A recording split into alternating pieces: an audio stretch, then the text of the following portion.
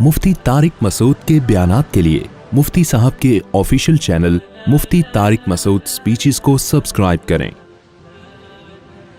दो लफ्जों में इस्लाम को डिफाइन किया है कि कुलू मिनत तय्यबात, पाकीज़ा खाओ और अमल भी पाकीज़ा करो। तो जो असल बात में ये मुहर्रम ही के हवाले से ये आयत का मैंने इंतखाब किया था कि जब आप पाकीज़ा काम करेंगे और पाकीज़ा खाएंगे तो इससे आप लोगों को अच्छे लगेंगे और लोगों का दिल चाहेगा कि आप जैसे बन जाएं। समझ में आ रही बात? एक मिसाल देता हूं। देखो, कोई भंगी हो जो बेचारा हर वक्त गंदगी में रहता हो, उसे आप समझाएं कि यार अच्छी जिंदगी गुजारो, साफ सुथरे हो जाओ। आपने किसी दिन उसको नहला दिया, बेहतरीन कपड़े डेटॉल से नहलाया, सर्विस करवाई, क्योंकि जाहिर है वो इतने दिनों से एक काम कर रहा है तो वो सर्विस के बगैर धुलेगा नहीं। सर्विस करवाई आपने उसकी, खूब नहला धुला के उस पर स्प्रे छिड़क दिया आपने, और 3 दिन तक कंटिन्यू यही काम किया, तो आप मुझे बताओ उसको बुरा फील होगा या अच्छा फील होगा? कहेगा यार बड़ा मजा आया। उसके दिल में अपने काम से नफरत पैदा होना शुरू हो जाएगी। तो अच्छी चीज में, अच्छी तहारत में, पाकी में अल्लाह ने अट्रैक्शन रखी है। जैसे साफ सुथरा आदमी अच्छा लगता है, गंदा अच्छा लगता है? साफ सुथरा अच्छा लगता है। तो साफ सुथरे आमाल वाला भी इंसान को अच्छा लगता है। तो अल्लाह ताला ने इस्लाम को जो डिफाइन किया 2 लफ्जों में, अच्छा खाओ और अमल अच्छा करो।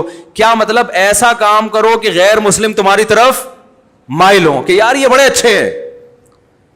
तो कोई ऐसी रस्म इस्लाम में जिसको देखकर वहशत होती हो, इसका मतलब है वो इस्लाम, बोलो भाई, नहीं है।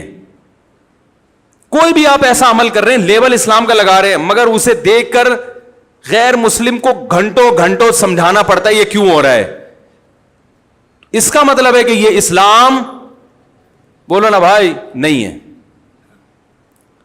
तो आप मुझे बताओ, मुहर्रम में जो कुछ हो रहा है, क्या ये गैर मुस्लिम को इस्लाम की तरफ माइल करेगा? ये अमल है भाई?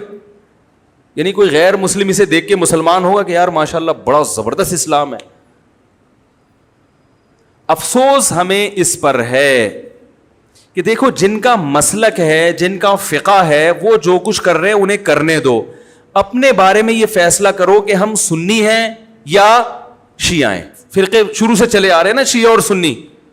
खत्म करना तो मुमकिन नहीं है। तो हजरत ईसा अलैहिस्सलाम जब नाजिल होंगे तो तलवार की जोर से तमाम फिरकों को खत्म कर देंगे। तो जो काम ईसा अलैहिस्सलाम का है वो खुद करने की कोशिश ना करो, जो हजरत मेहदी का काम है वो खुद करने की कोशिश ना करो। हम किसी फिरके को खत्म नहीं कर सकते, लेकिन हम अपने आप को डिफाइन कर सकते हैं। हम ये बता सकते हैं कि हमारी राय में सही क्या है। तो मेरे भाई, नबी सल्लल्लाहु अलैहि वसल्लम ने फरमाया 73 फिरकों में से एक जन्नती है। तो या तो उधर चले जाओ, या बोलते क्यों नहीं, अभी नहीं बोल रहे तो फिर अमल कैसे करोगे? या तो पूरे उधर चले जाओ या पूरे इधर आ जाओ।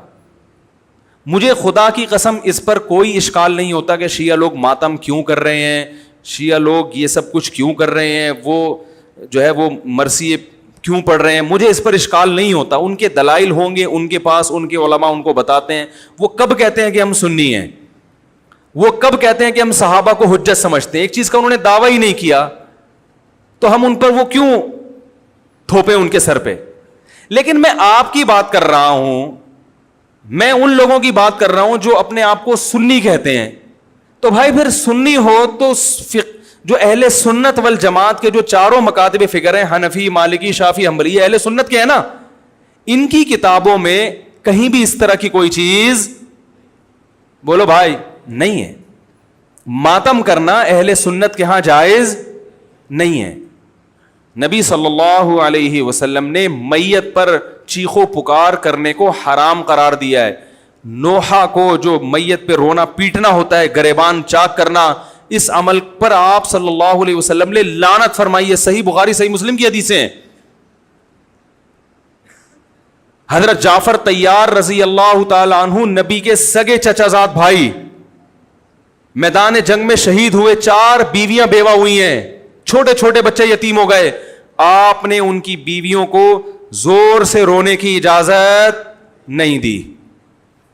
اتنا غضبناک ہوئے جب وہ باز نہیں آئے, آپ نے فرمایا ان کے منہ پہ خاک پھینک دو. حالانکہ بیوہ ہوئی ہیں, قابل ترس ہیں, لیکن چیخ کے رونے کی اجازت, حالانکہ وہ تو اہل بیت میں سے تھے. حضرت جعفر طیار ظلمن شہید ہوئے تھے.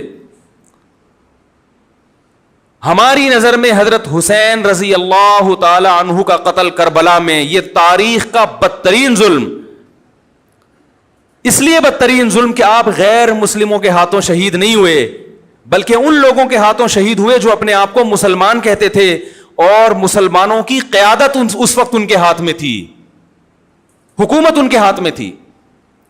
لیکن اس ظلم پہ اہل سنت والجماعت کے ہاں, جو سنی ہیں, ان کے چاروں مکاتب فکر کے ہاں نہ رونے پیٹنے کی اجازت, نہ نوحہ کرنے کی اجازت, اور نہ میرے بھائی ماتم کرنے کی اجازت. میرے بھائی آپ لوگ اللہ کا واسطہ محرم میں مرثیے نہ لگائیں. ہر گاڑی میں کوئی نوحہ چل رہا ہے, کوئی شیعہ ہے تو ٹھیک ہے وہ کرے, سنیوں پہ یہ کام زیب نہیں دیتا, کیونکہ یہ منافقت ہے. پتہ ہی نہیں چل رہا آپ ادھر ہو یا آپ ادھر ہو, آپ کا مسلک کہیں نہیں پتا چل رہا. ہمیں ایک مسلک کو فالو کرو.